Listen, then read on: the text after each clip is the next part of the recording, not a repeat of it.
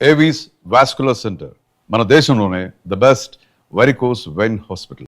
ఇన్నేళ్ల ఈ ఎక్స్‌పీరియన్స్ ఇవన్నీ అయిన తర్వాత ఒక్క రోజైతే వాకింగ్ మీకు మిస్ అయిపోయింది. ఆ రోజు అప్రిషియేషన్స్ వస్తున్నాయి కాబట్టి, ఆ కాల్స్ తీసుకోవాలి కాబట్టి.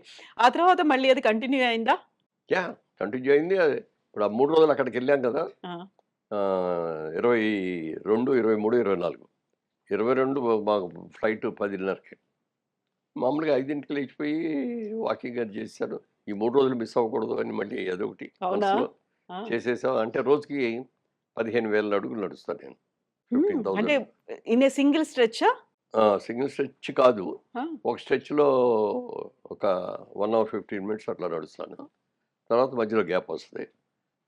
భోంచేసిన తర్వాత ఒక 20 నిమిషాలు నడుస్తాను ఇంట్లోనే. మళ్ళీ అలాగే ఈవినింగు ఒక సెషను మళ్ళీ వాకింగు. హ్మ్. నైట్ పడుకోబోయే ముందు స్కోర్ చూసుకొని ఏమైనా తక్కువుంటే మళ్ళీ అప్పుడు పడుకోబోయే దాన్ని కంప్లీట్ ఆ గ్యాప్ ఫిల్ 15 చేసుకొని. ఫిల్ అవ్వాలి. హ్మ్. అట్లా ఆ రోజున ఫ్లైట్‌కి ఎక్కే ముందే పూర్తి చేసేసి 15,000 వెళ్ళిపోయాం. నెక్స్ట్ డే యాక్చువల్‌గా ఈ అవార్డ్ ఇచ్చే రోజు రిహార్సల్స్ ఇయన్నీ ఉన్నాయి కదా! ఎక్కువ నడవటానికి కుదరలా. అక్కడికి ఉన్నంతలో నడిచాను. హ్మ్. మళ్ళీ తిరిగొచ్చిన తర్వాత మళ్ళీ నైట్ డిన్నర్ అయ్యేటప్పుడు 11 అయింది. అప్పుడు కూడా మనం కొంచెం నడిచి అంత నడవలేదు గానీ 7,000, 8,000 నడవగలిగాను. హ్మ్. మూడో రోజు మళ్ళీ అంత నడిచాను. మళ్ళీ 15,000 చేశారు.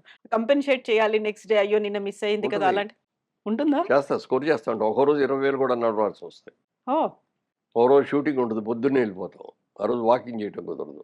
సాయంత్రం వచ్చిన తర్వాత లేకపోతే పడుకోబోయే ముందు కొంత చేయటం. లేకపోతే నెక్స్ట్ డే 2 రోజులైన తర్వాత ఎప్పుడైనా వీక్‌లో చూసుకుంటే 15,000 యావరేజ్‌గా రావాలి. హ్మ్. అందుకని ఒక్కోసారి ఎక్కువ చేయాల్సొస్తది. ఒక్కోసారి తక్కువ చేయాల్సొస్తది. యూజువల్‌గా డాక్టర్స్ చెప్పేది 10,000 అడుగులు చాలు అంటారు. దాన్ని మించి ఎగ్జాక్ట్‌లీ. చేస్తున్నారు ఎందుకలా? అంతకుముందు నేను 20,000 నడిచేవాడిని. ఆ! ఎందుకు 20,000 నడిచేవాడిని అంటే ఎర్లీ ఏజ్‌లో ఎక్సర్సైజ్ చేస్తే బాడీ తగ్గడం అయన్నీ కూడా పర్ఫెక్ట్‌గా దొరుకుతాయి. బాగా ఎక్కువ పరిగెడతారు, జాగింగ్ చేస్తారు ఇయని. నేను ఆ రోజుల్లో కూడా నడిచేవాడిని. అప్పుడప్పుడు జాగింగ్ చేసేవాడిని. స్విమ్మింగ్ చేసేవాడిని. హ్మ్. నేను లేకపోతే ఏదైనా హార్స్ రైడింగ్ లాంటిది చేసేవాడిని. అప్పట్లో ఈ జిమ్‌లో ఇయన్నీ లేవు. అవును. మేము వచ్చిన కొత్తలో. ఆ రోజుల్లో ఎన్టీ రామారావు, నాగేశ్వరరావు అయితే నాగేశ్వరరావు గారు ఎప్పుడూ నడకే. ఎన్టీ రామారావు గారు ఏం చేసేవారంటే తెల్లవారుజామున లెగుస్తారాయన. 3:30కల్లా లేచిపోతారు. లేచిపోయి కాలకృత్యాలు తీర్చుకొని ఇక అక్కడ ఎక్సర్సైజ్ చేయాలి కదా! ఆయన ఇంటి ముందు ఒక లారీ ఇసుక అన్‌లోడ్ చేసుంటది. హ్మ్. ఎప్పుడు? ఎప్పుడు.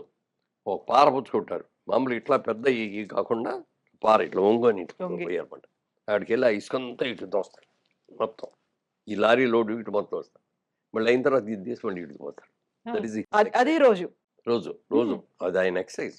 బావుంది. చాలా బావుంది. ఎందుకంటే ఇప్పుడు ఎంతమంది అభిమానించారు, ఎంతమంది అభిమానులొస్తున్నారంటే అది నిలబెట్టుకోవాలంటే మేము కూడా కొన్ని సాక్రిఫైస్ చేయాలి. అవును కదా! ఏది పడితే అది తినము. Limited food. వీలైనంత వరకు ఈ హౌస్ ఫుడ్డు. స్వీట్స్ దగ్గరికి రానివ్వము. హ్మ్. ప్రాక్టీసు. అది వాకింగ్ చేస్తారా? జిమ్‌కెళ్ళి చేస్తారా? ఏం చేస్తారది? ఆ బాడీ కాపాడుకోవాలి. పొట్ట పెరగకూడదు. నాకు అప్పుడప్పుడు అనిపిస్తది. కొంతమంది అంటారు, "మురళీమోహన్ గారు మిమ్మల్ని చూస్తే మాకు చాలా ఇన్‌స్పిరేషన్ అండి. మేము కూడా మీలాగే చేస్తామండి" అని చెప్పినప్పుడు మనసులో సంతోషం ఉంటది. లోపల అనుకుంటాం దీనికోసం మేము ఎంత కష్టపడుతున్నామో నీకేం తెలుసు బాబు అంటాం. మా కష్టం ఏం తెలుసు. "మీరేం తింటారు సార్" అంటారు. "మీరందరూ ఏం తింటారు? నేను అదే తింటాను. ఆ! కాకపోతే లిమిట్‌గా తింటున్నాం. ఏమి తింటున్నామో తెలుసుకొని, ఎంత తినాలో తెలుసుకొని అంత కరెక్ట్‌గా ఉంటాం." హ్మ్. మార్నింగ్ బ్రేక్‌ఫాస్ట్ అది పెట్టాం ఉంటదనుకోండి. మామూలుగా ఇడ్లీలు, దోసలు ఇయన్నీ తింటాం కదా! అయ్యేం తినను నేను. అయి తినకుండా ఫ్రూట్స్, హ్మ్. Seasonal fruits. పపాయి లేకపోతే వాటర్ మిలన్ను, యాపిల్లు, హ్మ్. సీతాఫలాలు దొరికినప్పుడు సీతాఫలాలు, మామిడికాయలు వచ్చినప్పుడు మామిడికాయలు. అట్లా సీజనల్ ఫుడ్ తినేసి ఒక గ్లాస్‌తో రాగి రాగి జావ తాగుతాను డైలీ. డైలీ.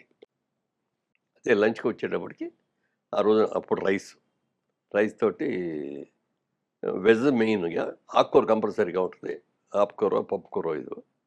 తర్వాత నాన్ వెజిటేరియన్ ఉంటే తింటాం. అది హ్మ్. కూడా వారానికి ఓ 2 రోజులో, 3 రోజులో తింటాం కాబట్టి రెగ్యులర్‌గా తినను. నైట్ టైమ్ ఓన్లీ టిఫిన్ ఒక దోస హ్మ్. లేకపోతే ఓ 2 ఇడ్లీ 2 కానీ, 3 కానీ ఇడ్లీ. ఏదో ఒకటే. ఒక్క ఐటమే.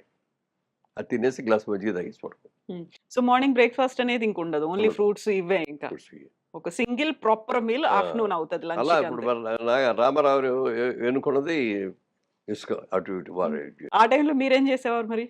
అప్పుడు మేము పొద్దున్నే బయటికి తెల్లవారుజామున లేచి నడక్కే వెళ్ళేవాళ్ళం. హ్మ్. అప్పుడప్పుడు బీచ్‌లో నడిచేవాళ్ళం. బీచ్ రోజు వెళ్ళిపోయి బీచ్‌లో శాండ్‌లో నడిచేవాళ్ళం. చెప్పులు లేకుండా, షూ లేకుండా షూ అప్పటికి. లేకుండా.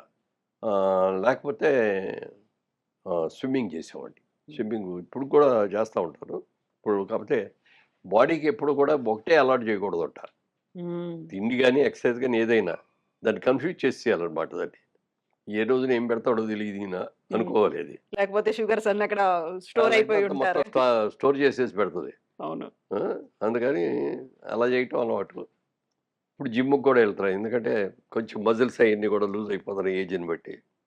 మరి దానికి మా బాబు గొడవ పెడితే ఆ! జిమ్‌కి రోజు ఒక గంట సేపు ఈవినింగ్ 4:30-5:30 జిమ్ చేస్తాను. అదే వాకింగ్ ట్రెడ్‌మిల్ మీద చేయొచ్చు కదా! ఎందుకు 15,000 అడుగులు చేయొచ్చు. పార్క్? థ్రెడ్‌మిల్ మీద చేసేటప్పుడు ఏమవుద్దంటే అది ఒక రిథమ్ పెట్టుకొని స్పీడు, హ్మ్. ఎలివేషన్ అయన్నీ పెట్టుకొని చేస్తాం. దాంట్లో స్పీడు అవును. తగ్గించుకోవడం కావాలంటే కూడా చేసుకుంటూ హ్మ్. ఉంటారు. నాకెందుకో మొదటి నుంచి అది ఇష్టం లేదు. నాకు నేచర్‌లో నడవాలి. మనం వచ్చిన స్పీడ్‌లో మనం నడవాలి. ఒకసారి నడుస్తాం స్పీడ్‌గా, ఒకసారి కాసేపు పరిగెడతాం. కూర్చోవాలనిపిస్తుంది. అందుకని అట్లా నాకు ఆ ఫ్రెష్ ఎయిర్‌లో తెల్లవారుజామునంటే బావుంటది. హ్మ్. అందుకని ఎప్పుడు కూడా నేను ఎక్కడికెళ్ళినా కూడా అమెరికా ఎళ్ళామనుకోండి రోడ్లు, గీడ్లు మరి గబుక్కన మిస్ అయితే మనం రాలేం. అందుకని ఎటెళ్తున్నాం, లెఫ్ట్ ఎక్కడ తిరుగుతున్నాం, రైట్ అయన్నీ చూసుకొని హ్మ్. దాని ప్రకారం ఒక మ్యాప్ ఏదైనా పెట్టుకుంటారా మొబైల్‌లో? ఏం లేదు మొబైల్‌లో పెట్టుకోవటమే. హ్మ్. ఇప్పుడు రామారావు గారి గురించి చెప్పినప్పుడు ప్రతిసారి ఆయన పొద్దున్న ఇంత తింటారు, ఒక కోడిని మొత్తం లాగించేస్తారు, ఇన్ని బజ్జీలు తింటారు, ఇంత స్వీట్ తింటారు. వీటి గురించే చెప్పేవాళ్ళుంటారు తప్ప, ఆ! ఆయన ఎంత మెయింటైన్ చేస్తారో, లేకపోతే దానికి తగ్గట్టుగా ఎంత ఫిజికల్ ఎక్సర్‌సైజెస్ చేస్తారో అనేది చెప్పేవాళ్ళు చాలా చాలా తక్కువుంటారు కదా! తక్కువుంటారు. పైగా ఆయన పౌరాణిక క్యారెక్టర్‌లు చేసేటప్పుడు అప్పుడు షర్ట్ గిట్ట ఉండదు కదా! వాళ్ళ కృష్ణుడేసినా, హ్మ్. దుర్యోధనుడేసినా, భీముడేసినప్పుడు మాత్రం కొంచెం ఎక్కువే తేడొచ్చు. మిగిలిన అన్ని రోజులు అసలు నేల మీదే పడుకుంటారు. పౌరాణిక క్యారెక్టర్ చేసేటప్పుడు నాన్ వెజిటేరియన్ తినరు. Only vegetarian. హ్మ్. నేల మీదే పడుకుంటారు. అట్లా అంత స్ట్రిక్ట్‌గా మెయింటైన్ చేస్తారాయన. ఆ పౌరాణిక అంత పవిత్రంగా. మరి ఇయన్నీ కూడా క్రమశిక్షణతో ఉండాలి. నేను కూడా రోజు చేసిన తర్వాత ఫోటోలు అదే అద్దంలో చూసుకుంటా కదా! ఇది చేసేటప్పుడు బట్టలేసుకున్నప్పుడు చూసుకుంటాం. చూసుకున్నప్పుడు బాగుందనుకో అనుకున్నట్టుగా అనుకోని బాడీ గీడీ అన్నీ బాగుంటాయి. ముద్దొస్తున్నావోయ్ మోడేమో అనుకోని నన్ను నేనే ప్రతిరోజు అనుకుంటారా? ఆ!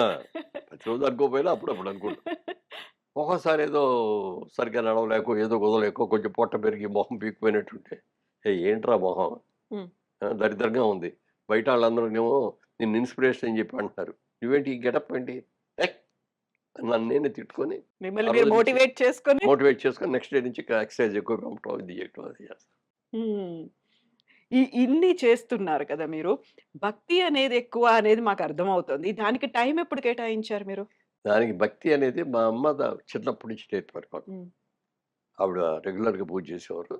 నిద్రపోయేటప్పుడు ఎలా దేవుడికి కాళ్ళు కట్టుకొనొచ్చి మంచం మీద కూర్చొని ఏం దండం పెట్టుకోవాలి, ఎలా అనుకోవాలి, తెల్లవారుజామున లేవగానే ఏమనుకోవాలి, ఎలా పూజ చేసుకోవాలి, దేవుడి దగ్గరికెళ్ళి దండం పెట్టుకొని మిగిలిన ఎట్లా ఎళ్ళాలి ఇయన్నీ ఆవిడ నేర్పారు. ఆ నేర్పిన తర్వాత చదువుకునే రోజుల్లో కూడా దేవుడి దగ్గరికెళ్ళటం, దండం పెట్టుకోవడం, పరీక్షలకెళ్ళేటప్పుడు దండం పెట్టుకోవడం, అప్పుడప్పుడు గుడికెళ్ళటం, గుడి నుంచి రావటం అంతవరకే. హ్మ్. రెగ్యులర్‌గా కూర్చొని పూజ చేయటం అనేది మాత్రం నేను బిజినెస్‌లో దిగిన తర్వాత విజయవాడలో హ్మ్. బిజినెస్.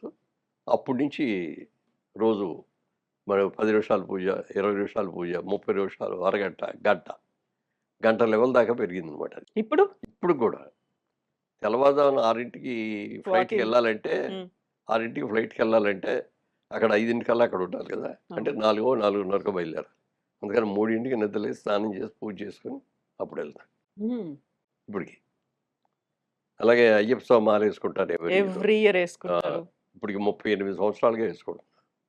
కంపల్సరీగా డిసెంబర్ రాగానే ఆ నల్ల బట్టలేసుకోవటం, చెప్పులు లేకుండా ఉండటం, శాకాహారం, ఒంటిపూట భోజనం, అప్పుడు కిందే నేల మీద పడుకుంటారు. పడుకోవటం హ్మ్. అయన్నీ స్ట్రిక్ట్‌గా పాటిస్తాను. హ్మ్. అలాగే దేవుడున్నాడు, లేడు అని కొంతమంది చర్చలు ఆర్గ్యుమెంట్స్ జరుగుతాయిగా. ఉంటాయి. ఉన్నాడు, లేడు అనే వాళ్ళందరూ కూడా ఒక రోజున అడిగాడు నన్ను ఒకాయన. హ్మ్. "మురళీమోహన్ గారు మీది బాగా భక్తి ఎక్కువ గదా!" అన్నాడు. "అవునండి" అన్నా. "రోజు పూజ చేస్తారా?" అన్నాడు. హ్మ్. "చేస్తానండి" అన్నా. "మీకు దేవుడు ఎప్పుడన్నా కనపడ్డాడా?" అన్నాడు. "కనపడ్డాడండి." "నాకు చూపిస్తారా?" అన్నాడు. "మీకు నిజంగా చూడాలనుంటే చూపిస్తానండి." నాకు నిజంగానే చూడాలండి అని. నేను కొన్ని ప్రశ్నలు అడిగితే ఆ ప్రశ్నలకు నువ్వు సమాధానం కరెక్ట్గా చెప్తే చూపిస్తాను. అడగండి సార్ అన్నాడు. మీకు కరెంట్ అంటే ఏంటో తెలుసా అన్న. కరెంట్ తెలియని వాళ్ళు ఎవరు ఉంటారు, ఇంట్లో ఉండదు. దేనికి ఉపయోగిస్తారు దాన్ని? స్విచ్ చేస్తే లైట్ వెలుగుద్దండి, ఏసీ ఇది వస్తుంది, మైక్ సౌండ్ సౌండ్ వస్తుంది వస్తుంది. అన్నాడు. కరెక్ట్ కదా, మీకు బాగా తెలుసు కదా కరెంట్ గురించి. తెలుసండి. అది ఎలా ఉంటుందండి? ద్రవ పదార్థమా, ఘన పదార్థమా, తీయగా ఉంటుందా, కారంగా ఉంటుందా, గట్టిగా ఉంటుందా, మెత్తగా ఉంటుందా, ఎలా ఉంటుంది చెప్పండి అన్న. మీరు అట్లా అడిగితే ఏం చెప్తామండి? కరెంట్ ఉంది, కరెంట్ ఉందని తెలుసు, ఇట్లా తెలుసు, కానీ అది ఎలా ఉంటుందని తెలియదు కదా. దేవుడు కూడా ఉన్నాడు. హ్మ్. దేవుడు ఎలా ఉన్నాడు అనేది ఎవరికి తెలియదు, మనం ఎవరైనా చూడలా. కానీ మన పెద్దలు మనకు అందరికి కూడా కొన్ని ఫోటోలు, ఒక ఆకృతి, దేవుడు అనే దానికి ఒక పేరు, దానికి ఒక ఆకృతి ఇచ్చాడు. ఇప్పుడు కొన్ని చోట్ల ఉంటాయి, బహామా ఏదో అంటారండి, చికాగోలో మన చికాగోలో తీసుకెళ్ళారు. ఓ బహామా టెంపుల్ అనేదో పేరు, మర్చిపోయాను ఇప్పుడు. ఆ టెంపుల్లో ఏం ఉండదు, లోపలికి వెళ్తే పెద్ద హాల్ ఉంటుంది, ప్రేయర్ హాల్ లాగా. ఎవరి కాళ్ళు లోపలికి వస్తారు, కూర్చుంటారు. సైలెన్స్ ఈజ్ గాడ్ అని ఉంటుంది. మీ ఇష్టం వచ్చిన అక్కడ కూర్చొని నిశ్శబ్దంగా మీకు ఎవరిని పూజ చేయాలనుకుంటే, ఎవరిని స్మరించుకోవాలనుకుంటే మనం స్మరించుకుంటే అక్కడ కూర్చోవటం, టైం అని లేచి వెళ్ళిపోవటం అంతే. హ్మ్. ఎవరు మిషు అని కూడా శబ్దం కూడా ఏర్పడదు. వినబడితే కూడా మోగి వినపడుతుంది మనకి. అంత నిశ్శబ్దం అనమాట. సైలెన్స్ ఈజ్ గాడ్ అని చెప్పేది. అలా